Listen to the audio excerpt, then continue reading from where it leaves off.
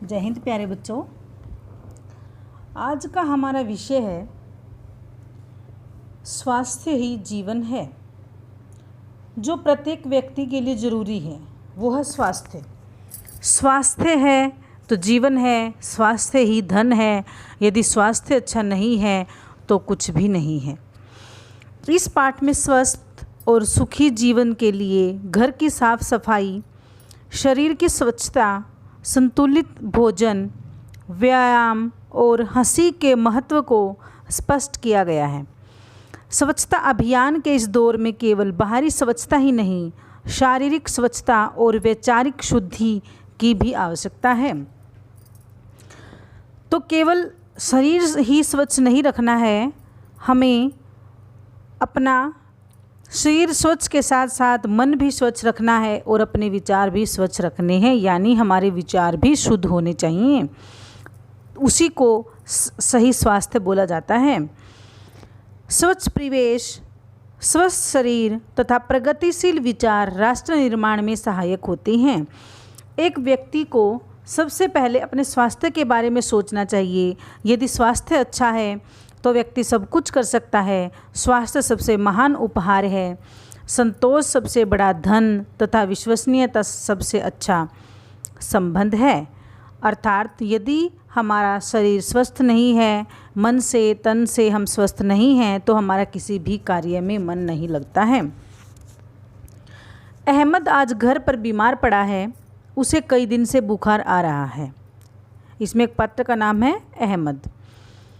उसके पिताजी ने उसे बहुत समझाया था कि बाजार की गंदी मिठाई जिस पर मक्खियाँ बैठती हैं मत खाया करो, पर अहमद नहीं माना। परिणाम यह हुआ कि आज जब उसके विद्यालय में वार्षिक खेल कूद संबंधी कार्यक्रम हो रहे हैं तब वह घर पर पड़ा है। अर्थात जब एक अच्छा कार्यक्रम उसके विद्यालय में चल रहा है और वह बीमार पड़ा है तो दुख की बात है। यदि अहमद अस्वस्थ न होता तो वह अपनी कक्षा की ओर से खेलता। कितनी प्रसन्नता होती उसे जब उसके खेल की सब लोग प्रशंसा करते, पर बीमार लोग भला कहीं कबड्डी का मैच खेल सकते हैं। अर्थात अब वह बीमार है तो वह कुछ नहीं खेल सकता है और वह सोच रहा है कि यदि वह स्वस्थ होता और खेलता तो सब लोग उसकी तारीफ़ करते। लेकिन ऐसा नहीं हुआ। किस कारण से वह बीमार हुआ था? बाज़ार की गंदी मिठाइयाँ खाने से। तो हमें बाज़ार का खाना नहीं खाना है, अपने घर पर बना खाना ही खाना चाहिए।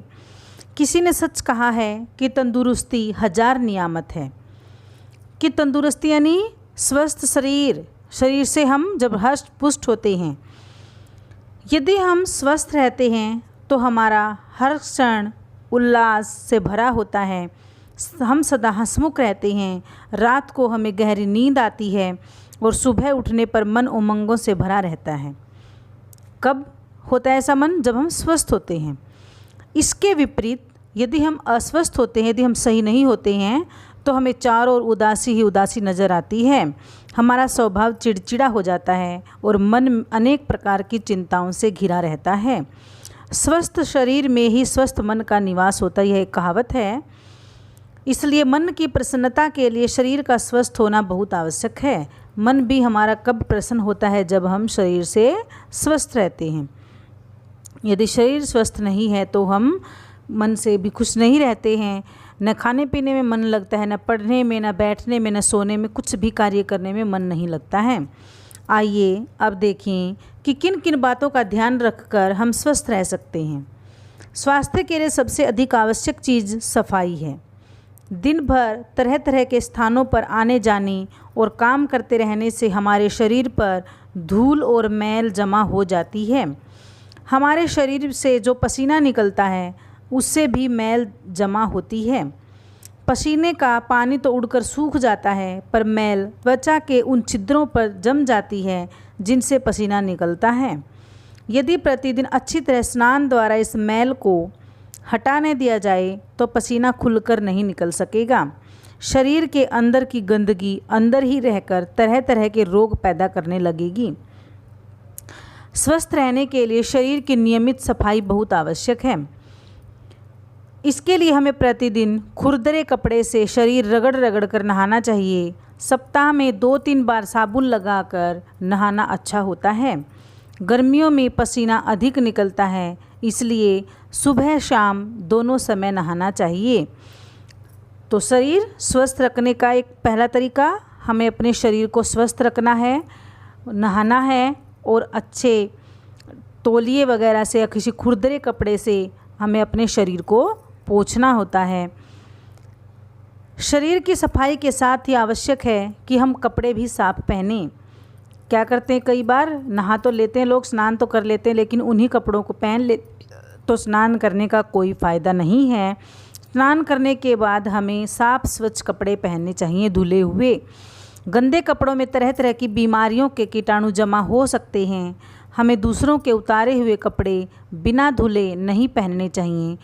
दूसरे के कपड़े यदि हम पहन रहे हैं तो उन्हें पहले धो लें अच्छी तरह से, तब हम प्रयोग कर सकते हैं, अन्यथा नहीं। इससे दूसरे के रोग भी हमें लग सकते हैं। इसी कारण दूसरों के तौलिए से भी अपना शरीर नहीं पोंछना चाहिए।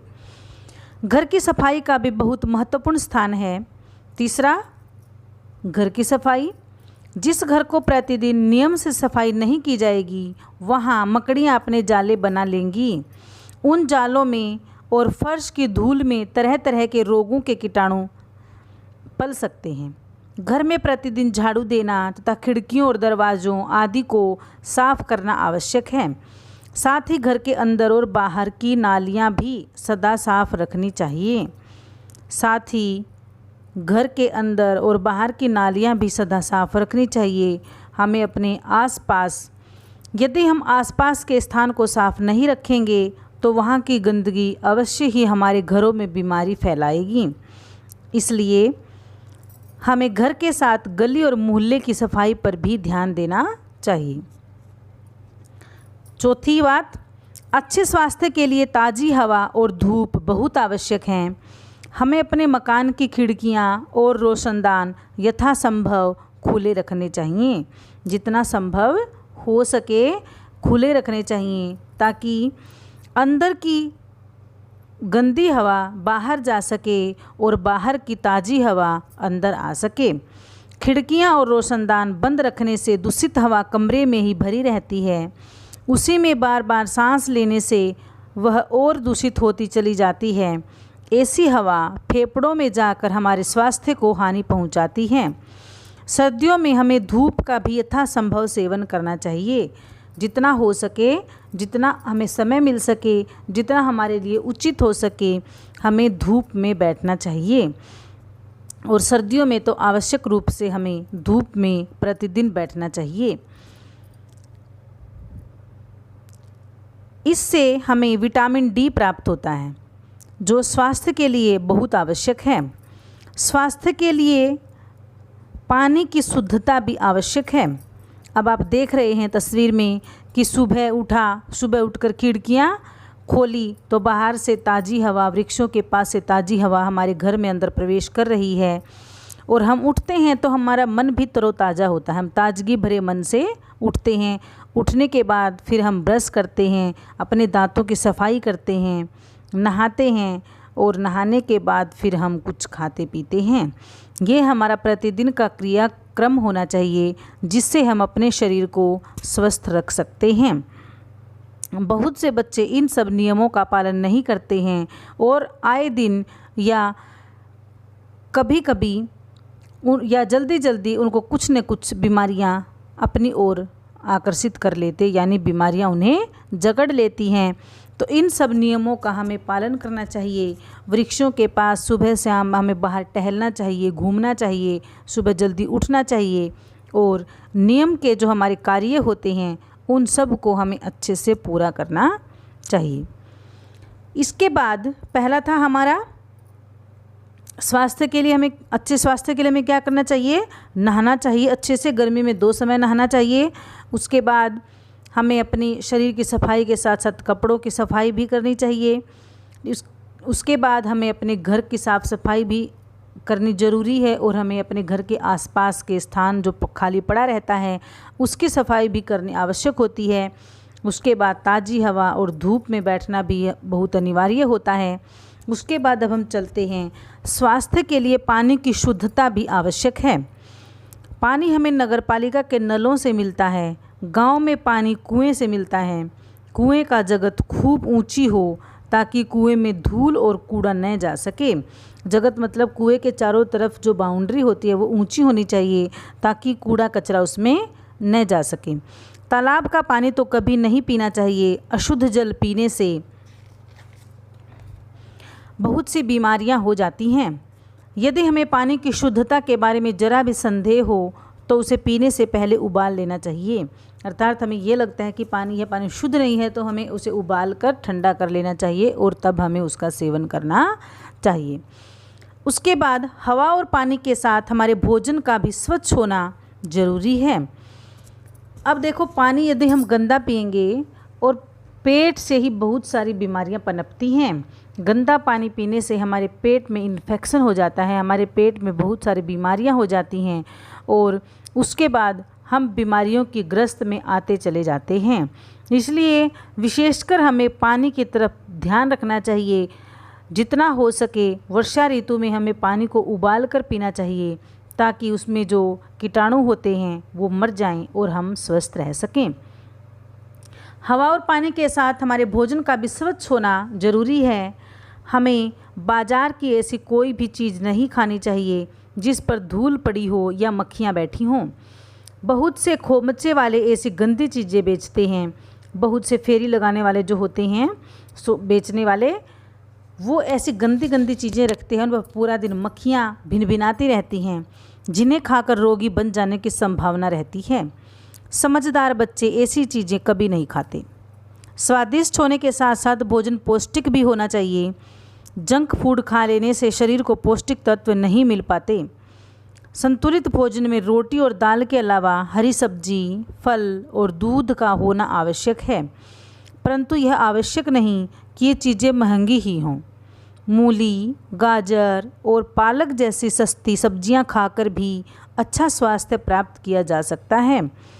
जो लोग शाकाहारी होते हैं, शाकाहारी अर्थात जो शुद्ध भोजन करते हैं, मांसाहारी जो मांस खाते हैं और जो मांस नहीं खाते हैं उन्हें शाकाहारी कहते हैं, उन्हें दूध और दही अधिक मात्रा में खाने चाहिए। शरीर की वृद्धि के लिए बच्चों का दूध पीना बहुत आवश्यक है, लेकिन अक्सर देखा जाता है कि बच्चे दूध पीने से बहुत हिचकिचाते हैं, दूध पीना पसंद नहीं करते हैं। दूध अपने आप में पूर्ण भोजन है। इस अकेले भोज्य पदार्थ में वे सभी तत्व मिल जाते हैं जो शरीर के स्वास्थ्य और पोषण के लिए आवश्यक हैं। इसलिए प्राचीन समय में कहा जाता था, दुग्धम भोजनम अमृतम, अर्थात दूध का भोजन अमृत के समान है। अच्छी तंदुरुस्ती के लिए उचित व्यायाम भी जरूरी है। व्यायाम से मांसपेशियां बढ़ती हैं और मजबूत होती हैं। अंग प्रत्यंग में शक्ति और स्फूर्ति आती है। दंड बैठक, कुश्ती आदि अपने देश के प्राचीन व्यायाम हैं। शीर्षासन, सर्वांगासन तथा सूर्य नमस्कार आदि योग संबंधी व्यायाम स्वास्थ्य के लिए बहुत उपयोगी हैं। जिस प्रकार आप प्रतिदिन देखते होंगे कि टीवी वगैरह पर भी सुबह व्यायाम दिखाए जाते हैं, जैसे बाबा रामदेव के साथ हम उनके साथ बैठकर भी व्यायाम कर सकते हैं। खेलों से भी अच्छा व्यायाम हो जाता है।